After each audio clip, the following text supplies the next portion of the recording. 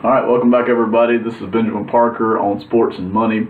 Hope you're doing well today. Thank you for being a part of this episode today. We're looking at the Cleveland Browns. Specifically, we're looking at the new Jarvis Landry deal. He signed this deal about a week and a half ago. We're going to go through the whole contract, why I like it. I can't find any reasons why I don't like it. I think for the Browns, it's a really good thing all the way through. It's a really solid move on several different levels. I really like what John Dorsey did with it. And owner Jimmy Haslam even had to step up here and do something as well, which I really like. So we'll talk about that. Let's look at the contract first of all.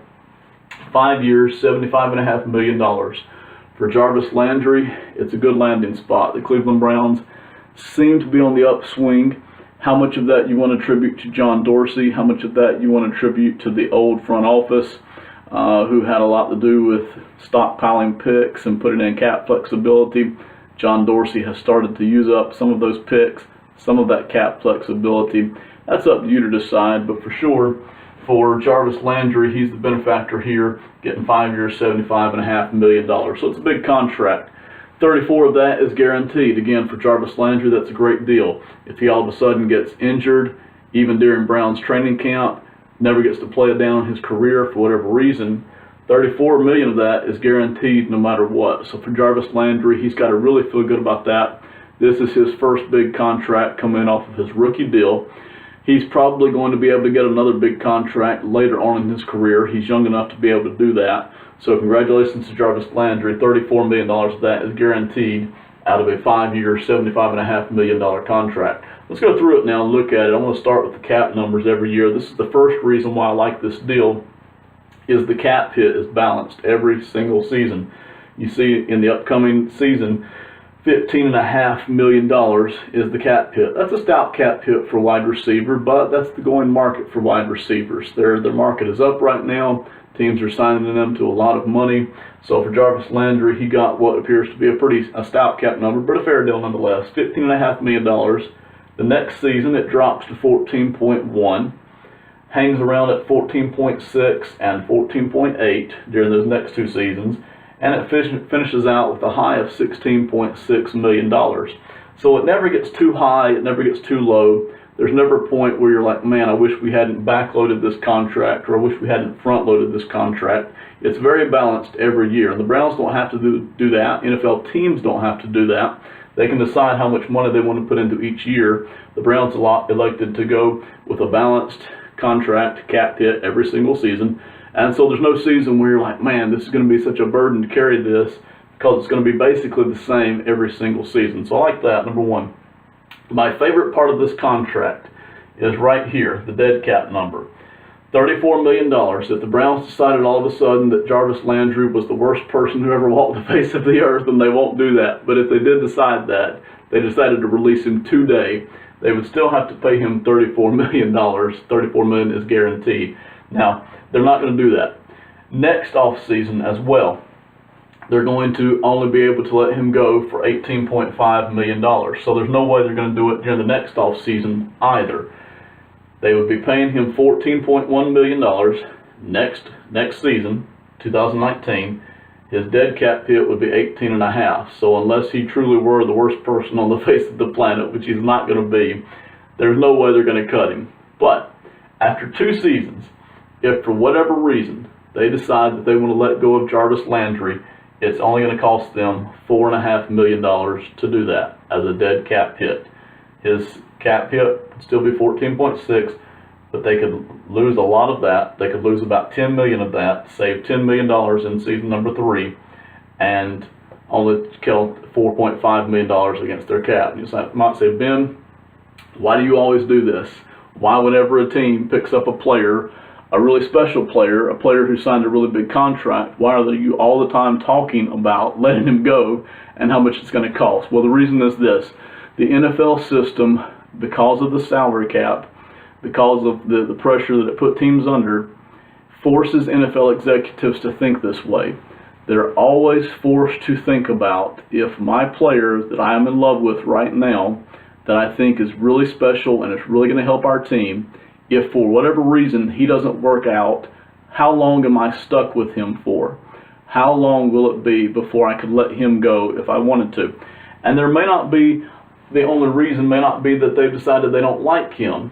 If over the next 2 seasons the Cleveland Browns draft somebody at wide receiver and they really love that guy, and that guy who they draft at wide receiver just really blossoms and blooms, they may not need Jarvis Landry after 2 seasons. So being able to have that other wide receiver on his rookie contract for 4 or 5 seasons and being able to let Jarvis Landry go after 2 years could really be explosive for the Browns. They could really use that $10 million somewhere else. So that's why I like that. That's the tilt year, the 2020, where the cap number stays the same, but that dead cap number really drastically drops. So you got to really like that. And NFL executives have to think this way. John Dorsey has to think this way. All NFL executives have to think this way because of the salary cap and how competitive the entire NFL is. You have to think this way. If for whatever reason, if Landry gets injured and he's not the same again, if we decide that he is a problem in the locker room, like the Dolphins said that he was, and listen, I thought it was very interesting that John Dorsey went out of his way to make the comments to the press that he did. He really went way out of his way to say what a great person Jarvis Landry had been since he got to the Cleveland Browns organization, which granted has not been very long, but I thought it was really interesting the contrast that Dorsey looked at Landry as a real asset to the Browns, whereas the Miami Dolphins looked at Landry and thought that he was a real problem. So different organizations can look at guys in different ways. The Browns obviously really love Jarvis Landry, and what's not to love? He's given you 4 seasons of almost 100 catches per year, roughly 1,000 yards catching per season. This guy has really shown a lot of ability and a ton of consistency. So this is what you're seeing, but at no time does the cap number get too heavy. If after 2 years, for whatever reason, injury, attitude, or you've got another guy at wide receiver that you just love and you want to keep, you can let him go after 2 seasons for only $4.5 million. So that's what we've got there for the Jarvis Landry deal. Now here's the catch, and I said that you really have to give owner Jimmy Haslam a little bit of kudos on this. And Jimmy Haslam has taken a ton of hits in the press over the past few years. They have really taken a number of shots at him for the way that he has run the Cleveland Browns organization. And for whatever you think about that's up to you guys to decide how you feel about Haslam. But in this case, $34 million guaranteed. If for whatever reason after 2 seasons the Browns decide that they don't like him cap-wise, it's really easy to let him go. Only $4.5 million against the cap. But if you're owner Jimmy Haslam, you've watched your team sign a guy for only 2 seasons. For whatever reason, you decided you didn't want to keep him, and you still paid the guy $34 million, which, by the way, is more than he's going to make in those first 2 seasons. They gave him a little bit of a bonus as well. So for owner Jimmy Haslam, that's $34 million that basically comes right out up front, more or less, so that you can sign this guy, Jarvis Landry. And you can sign deals like this all day long. There is a risk to them, but for Jimmy Haslam to step up and say, yeah, I'll pay that money, I'll guarantee that money up front, and even if we decide to let him go after 2 seasons, I'm still on the hook for that $34 million whenever we contractually pay that to him. Jimmy Haslam had to step up and agree to that as well. So the more of these deals that you sign, it's just more risk involved, but Haslam was willing to do that. And the whole deal just makes sense. So give John Dorsey a lot of credit. If you're going to trade for the guy, they didn't give up a lot for him. They gave him up a 7th round pick next year. They gave up a 4th round pick this year, but it's not in the top 100. So they didn't give up a lot for him. But if you're going to trade for him, and he's young, and he's good, and he is, then why not go ahead and get him locked up long term if you can. So if the Browns want him for 5 seasons, they can have him. If they only want to keep him for 2 seasons, they can do that as well.